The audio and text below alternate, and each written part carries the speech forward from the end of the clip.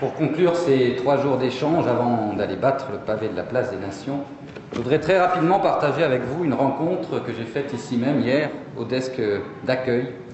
La rencontre d'une dame, Claire, qui n'a pas voulu que je cite son nom de famille, retraitée et qui est venue ici bénévolement auprès de nous pour donner de son temps pour l'abolition universelle. Cette dame m'a fait part de son expérience d'interprète. À la fin des années 1940, elle a connu et accompagné la naissance des grandes organisations internationales d'après-guerre. Elle a goûté la force des échanges, la force des discours entre les nations. À ce moment-là, me dit-elle, tout le monde y croyait. Les personnes qui parlaient aux tribunes avaient foi en ce qu'ils faisaient, foi en ce qu'ils disaient. Et de cette foi qui soulève des montagnes. Et puis, témoigne Claire, les années passant, les décennies s'accumulant, petit à petit, les discours ont perdu de leur force, les orateurs de leur foi.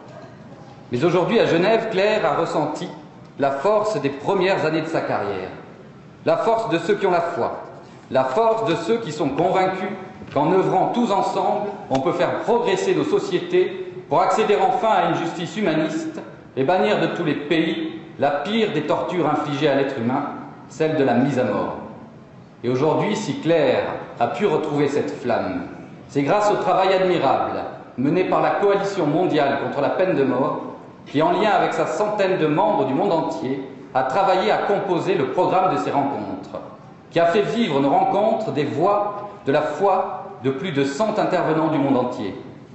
Que la Coalition mondiale contre la peine de mort soit remerciée de son investissement, que tous ses membres soient remerciés de l'image qu'ils donnent, de la capacité à dépasser les enjeux institutionnels et à s'unir pour faire respecter le premier des droits de l'homme, le droit de vivre.